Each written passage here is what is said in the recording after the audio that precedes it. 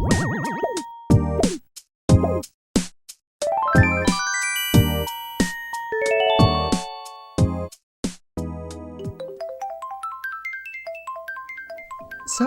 know what's really funny? Despite theming my whole aesthetic around Animal Crossing, I've only actually done one video on the series. Way back in early 2025 too, talking about what new stuff I'd love for them to add or bring back to the latest game, New Horizons. I mean, hey, at least future me can now say we did get a new update since then. And it's alright. The resort hotel is fine, just a watered down version of the DLC's premise, but at least the tourist feature and the new furniture pieces are fun.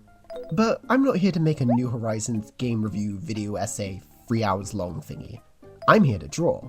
Specifically, hopping on the ever so popular trend of designing human versions of the villages. Just as art style challenge videos are a must for art tubers, so is personifying animals or objects as real people. So I think it's time I step up my game and finally make one too. Although, if I have to be honest with you all, I didn't mean to take this long to do it. To make a long story short, I did plan a video like this last year, where I spun a wheel to select 4 random villagers who I'd designed human forms of, as well as planning a little twist where I'd also reveal their band forms, setting up a storyline of them all playing together at Club LOL.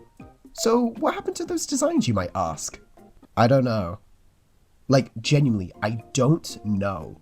As you guys know, I draw my initial sketches and designs on pencil and paper before translating them digitally to refine the concepts. But I kind of lost the bits of paper I sketched them all on. At first I thought I might have packed it away while cleaning my room and would just find it another day, but they were nowhere to be found when I looked again, or again, or again. And of course I didn't take any pictures of the designs either, so I didn't even have any reference to what they looked like anymore. I know Goldie was one of them, maybe Dobie was in there too, that was definitely an older character. Elvis might have been present? I don't know, but I've waited long enough for them to turn up and I know they're never coming back. So maybe it's time I move on with my life. So I did just that. I've got 4 new designs lined up and took out the whole band subplot twist. So enough with the chitter chatter, let's hop right into designing some villagers, shall we? Starting us off today, we have my personal favourite villager of all time, Goldie. And yes, she is getting special treatment. Like, no matter what, she was going to be in this lineup. I remember I even rigged the results of the original video's premise just to make sure I definitely pulled her. So, as you can guess, she's my ride or die. My love for her dates all the way back to Wild World, the first portable game in the series, and my first ever Animal Crossing game. Her house was nearby mine, which meant she was always the first villager I'd check up on in the morning before going to primary school, and then catch up with in the afternoon when I got back. Compared to everyone else's more standoffish or blunt tones, Goldie was always so sweet and gentle, even when telling me to bug off for a bit because I kept talking to her too much, or trying to non-stop gift her fruit or flowers to show how much I cared. Because of all this, I wanted to try applying my old memories into her design, envisioning her to be a little lanky, gentle-eyed, clumsy, and have this cute and nerdy academic style going on, which I think translated really well into a chunky woolly sweater vest, which she's French tucked, and yes, that's what it's called, into a corduroy skirt, topped off with some knee-high socks and cute round glasses. Glasses is something I've always pictured Goldie having. I think being a bit of a bookworm, I just imagined she'd have a reading pair, or perhaps just has a prescription for them. Or who knows, maybe it's like Miyuki from Lucky Star, where she read too much in the dark at a young age and therefore messed up her vision. I also really loved trying to adapt features from her dog form to her human form, such as making her hair more rounded and fluffy to match her 2 round dog ears, or keeping her face quite long and rounded. And to finish off the outfit, I couldn't leave out her iconic Argyle pattern from the Dapper shirt, a piece of clothing she's worn since Wild World, as she actually did have a different shirt in the GameCube game. For our overall colour scheme, I wanted to keep it bright and saturated like a classic golden retriever, so lots of bright blonde yellow for her hair, a good mix of yellow, oranges and browns as the core colours, with of course some green snuck in as accents such as a headband, leaf pin, and of course the Argyle pattern. And I even made her skin tone a nice golden tan to really unify the warm palette and pop everything. Well, that and I thought making her paler just takes away from the focus on the yellow, as well as the fact that I've always drawn Goldie with a darker skin tone. So, fun fact, I've actually drawn Goldie a few times before this, but I have easier access to the digital drawings than the sketches I would have done as a child, so we'll be looking at these 2 specifically. I think both attempts are really interesting and funny in their own regard. Like, for the first one back in 2017, I thought I was being so ahead of the curve and progressive here, even though I had colour picked from her new leaf render, so she turned out mad ashy and bordering on olive green as a skin tone. Truly the beginning stages of woke blossoming here, and a good lesson for putting in more effort and intent when designing a person of colour. The second was done in the build up to New Horizons release, where we had just entered a 2-week government mandated lockdown, but it's only 2 weeks guys, what could go wrong? Other than remembering everything that went down, I also have to point out, god damn that hand is big, she's got yaoi hands going on here. But hey, at least she's a lot more saturated now, even if the rest of the outfit is quite simple and bland from a design perspective. Like, this is just an adaptation of her New Horizons dress 1-to-1, instead of trying to be creative or push her personality some more, like I'm trying to do right now. And here's Goldie all finished up, and I really love her new look. Even though this is just the first design, I have to admit she's really one of the stronger ones for this video, and as she should be, she deserves everything. I'm super proud of how she looks, and I hope you like it too. Next up on our list is another old friend of mine, and my second favourite villager, Tangy. Also being a beloved neighbour from my Wild World days, she's actually special to me for another reason. We share a birthday, both being June 17th babies. So, as a child, this was like discovering my long-lost Gemini twin, and it was an orange cat in a video game. Awesome. Just like Goldie, I have plenty of fond memories of Tangy, although those memories are definitely tinted with rose-coloured glasses, because I always thought this fruity cat's personality here was the sisterly type, being more sporty and tomboyish as a character. Even reading her blue striped shirt as a tank top like a pirate would wear, although this is probably influenced by Tetra from Wind Waker and Phantom Hourglass, which I would have been playing at the same time. However, turns out, I couldn't have been more wrong. Tangy's always been a cute peppy type villager who's into singing, so like no different from Rosie really. And probably why she's now sporting a more 60s mod dress, to keep up with her fashionable peppy peers. Despite the complete character misread on my part, I still wanted to carry a little bit of that over, by keeping a cheeky attitude. Although, full transparency here, I was mad struggling to think of a pose for her, so now she's hitting that typical alpine cross-leg walk pose you often see me do. Like, no, I'm serious, look at all my drawings, I really abused the hell out of this pose. As well as the slight raised leg pose too, they're starting to become my mortal nemesis and I might need to fix that.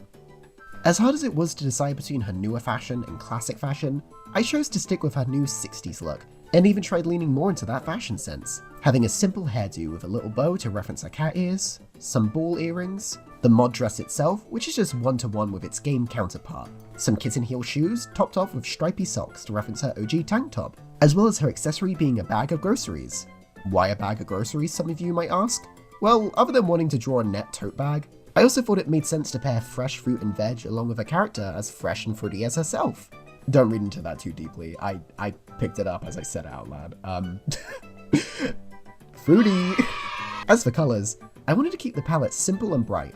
So, orange for her hair of course, with a green fringe to reference the leaf, the bow being red to match the inside of her ears, a lime green for the dress, which I'll use as highlights on the leaf to tie them together. And lastly, I played around a lot with her socks and heels, before finally settling on red heels with orange stripy socks, all tied together with white accents. That way they help tie back to her head's colours, as well as balance out the look. Well, that and I was originally trying out blue stripes as a homage to her old look, but when paired with the red heels, she was giving a bit of Dorothy from the Wizard of Oz, and that's not the vibe I'm going for right now. As for her skin tone, I originally wanted more of a fake tan orange, but it really blurred with the hair and socks, so I just dialed it back a bit more to a soft olive tan, which I think looks great. You might have noticed during the speed paint, I struggled a lot with the hair, and that's just because I couldn't really make up my mind. I like the idea of the bow referencing the cat ears, but I don't know, with the first style, it just looks slapped on there and not cohesive with the rest of the design. So I played around with some different more period accurate looks, such as a classic updo, a sort of pixie cut, and eventually the one I settled on, a medium bowl cut, which has the round shape of an orange, and the undercut being yellow like the inside of one too. And here's Tangy all finished up, and she looks super duper cute. I'm so glad I went back and tweaked her hair because the retro bowl cut really sells the vibe way more to me, and overall the whole thing just looks great. But I'm not done just yet, as I also made a note for her classic colours too. It just felt wrong not to give the option, considering this was her main outfit for all these years up until New Horizons. Very piratey and just like how I imagined her. Either way, I think they both look great, and I hope you do too.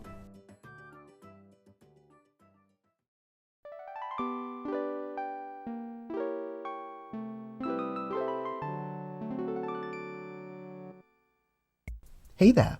Today's video is sponsored by me. If you've ever wanted a sneak peek at what I get up to between video releases, you can find out over on my Patreon. Each tier will give you access to all the behind the scene bits that go into the making of all my videos on this channel, including sneak peeks at upcoming content, breakdowns on scrapped concepts and designs, animatics ranging from early drafts to unseen animation trends, and occasionally some mini podcast type videos explaining more about the characters and lore in some of my projects and worlds. You may even get to see some early exclusive art from time to time. So whether you pay £2, £5 or £10, you'll always be kept in the loop and help support both me and the channel. However, higher tiers still come with some perks, such as the £5 sapling tier getting your name featured in the video, and the £10 squibbling tier even having your name read out along with a personalised low poly bust drawing, which you'll get to see some of those at the end of the video. Once again, any support means a lot and will be super appreciated. But I've kept you all long enough, let's get back to the video.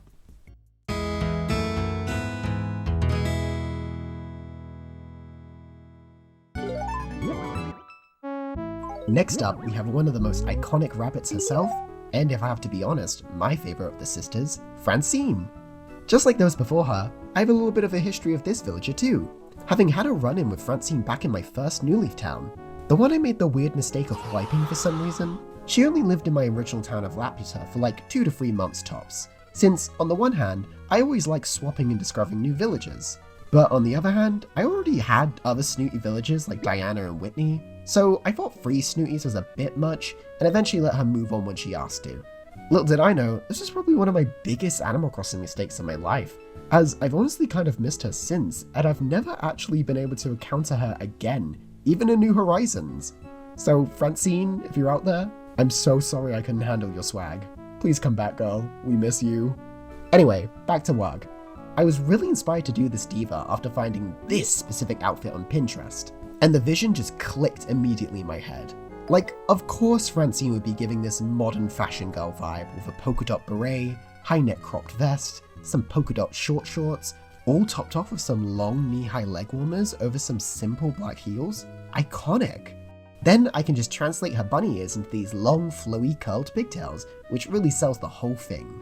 Despite absorbing this whole outfit into my bloodstream, I was also heavily inspired by the Pink Panthers and Zara Larsson's Stateside music video, where they each tried on outfits from the other's aesthetic. And I was specifically drawn to this outfit Zara wears, which is what really inspired the whole Francine should wear polka dot short shorts direction, and how I eventually went looking for that kind of thing on Pinterest. Colours wise, it was a pretty simple one, as Francine herself is quite pale, with only a little bit of blue on her bunny hood and legs. Which, now that I think about it, are her and Chrissy possibly wearing tights? I mean, their bunny hoods are technically fake, so are they just white rabbits wearing colourful clothing? Or are they another animal pretending to be a rabbit? This isn't game theory, I don't care enough to figure that out. But I made sure to keep a balance between the dark greys and the blues, since her villager design has a darker outfit colour, and her skin tone is also quite pale to better pop those greys. And I also carefully used some white as accents to also reference her sister Chrissy's white clothes. Honestly, I'm not sure what else I can really say about her, as I think the whole piece just clicks together really nicely and speaks for itself, which is super satisfying to see and I'm really proud of. But I don't want to end her section just yet. You know I love to yap here, so just bear with me guys for a second, please don't skip yet. I can think of something. Ooh! Did you guys know Francine and Chrissy have actually been in the game series since all the way back in the GameCube era, specifically Dobotsu no Mori E+, because I didn't. As it turns out, they were e-reader exclusive villagers, meaning you had to get lucky pulling them from a pack of cards.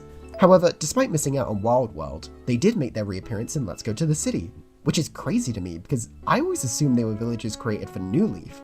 You know, the game where they're on the cover of KK Bubblegum, and the Polka Dot Furniture series was added in.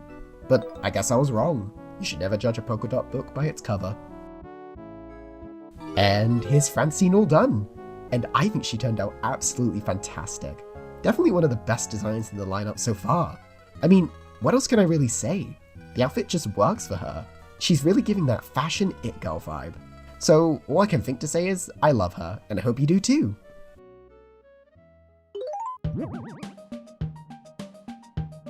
For our last character of the day, I couldn't just do a pair of sisters and only design the one, so to match Francine, we've also got Chrissy. Now, she's the one outlier in this entire video, being that I don't actually have much of a history with her. I've never had her as a villager, or even encountered her on island tours or in the campsite, which, considering we now have over 400 villagers in New Horizons, isn't too shocking really. It just means that I have a little less to talk about with Chrissy, so no fun stories or childish memories. She's just kind of another peppy villager to me, no different from Bunny, but I guess more popular than her? I don't know, I guess I just don't really care for Chrissy. What? I do not care for Chrissy. How can you even say that, Alpine? Didn't like her. Alpine, she's like the perfect character design. That's what everyone says, you know? A bunny, pastel pink. It's always the, The dots! I mean, yeah, fine features. Did not like the villager. What didn't you like about Chrissy? It insists upon itself. What? It insists upon itself. What does that even mean? But maybe I'm just being too negative and need to give her a chance. I mean, technically, this is already her second chance. You might have seen at the beginning of the speed paint a whole different design in the background. And yeah, that was Chrissy's first look I made. It's certainly a look, giving a bit of a Pokemon trainer vibe. Yeah, I wasn't vibing with this at all. My initial idea was to have a more cute streetwear look with a cropped blouse and a skirt over some baggy jeans to really sell her as a polar opposite to Francine. However, I chickened out last minute and just made her more generically frilly and cutesy, which is fine. But my heart was not in it for this design, so she just comes across as pretty static and boring. I was even struggling with the polka dot placement, as while it made more sense to put it on her neck bow and skirt to match her sister, I ended up putting it on her main body to better draw attention to it. But now it just looks all a bit of a mess. And suddenly here comes some plaid thrown in there, because of course, why wouldn't I add a second distracting pattern in? Do you see how negative I'm being? This is what her entire section was originally. It was just miserable and me really tearing her to shreds, and I felt bad about that. So I bit the bullet and decided, no, I'm not about to throw Chrissy under the bus like that. Even if I don't like her that well, she and her fans deserve a good design just like the others. And I gotta be honest, I'm so glad I did, because her second attempt is 100 times better. I took it back to the original concept Francine had, Pink Panthers and Zara Larson. And while I thought they were both dressing as each other's opposites, I finally realized both their outfits were actually super similar to one another and meant to be more complementary together. What I really needed to be doing with Chrissy was making her match Francine in more subtle ways, while still giving her her own identity, which I did. She's now got higher pigtails, opposing her sister's long and low ones, a bandana wrapped around her head all the way to her neck where it's tied in a cute bow, a simple polka dot dress with a ruffled waist ribbon and frilly shorts underneath, knee-high socks leading down to some white Mary Janes, and all topped off with her accessories, such as a matching blue armband with her sister, and this super cute biscuit bag I found that I just felt fit the vibe. And as for colours, she's mostly the same to Francine, since they do have identical palettes, other than swapping the blue for pink and inversing the grey and white. However, I made her skin tone more peachier, just so she seemed more rosy, and of course, focus more on the pink and white as her primary colours, with the dark grey now being an accent. And here's the new and improved Chrissy all finished up, and I love her new look. She reads so much more bubbly and upbeat now compared to the original stiff gaze. And I also love how she looks like Francine's younger sister, not identical twin, because I seem to have forgot that when initially drawing her. And that's probably where a lot of my frustrations originally came from. Like, she was just giving a weaker version of Francine. And what's the point of including another speed paint if it's just a lesser version of a character you've already seen? Either way, I'm really happy I restarted it, and I hope I did all you Chrissy fans proud. And with that, we're all done designing human villages, and I think they all turned out fantastic. Of course, I'm going to be a bit biased here and say my favourite is Goldie. However, I can't lie, my second favourite is a tie between both Francine and Chrissy. But being that they're an inseparable duo, maybe I can get away with just saying they're both my number 2. But enough about my choices, I'd love to hear who you guys like the most. Or maybe even who you'd like to see adapted in another part. This video was a fun and creative exercise that was a lot quicker to make than my usual 40-minute, over-edited and animatic-filled videos, so I can always use this as a fun break in between projects. Well, that and I already have another Animal Crossing art video in mind, one perhaps taking the series back to its original RPG roots? But you'll have to wait and see for when it's finished. I want to give a big thank you to all my sapling tip patrons for helping to support the channel. And also, can't forget a big thank you to my Squibbling tier patrons, Flora, Benry, Half Fictional, Bumby Bumblebee, Emmy Delightful, and Sweebread. With that, I hope you all had a good day and a fun time watching. Don't forget to comment, like, and subscribe, and I'll catch you all next time. See ya!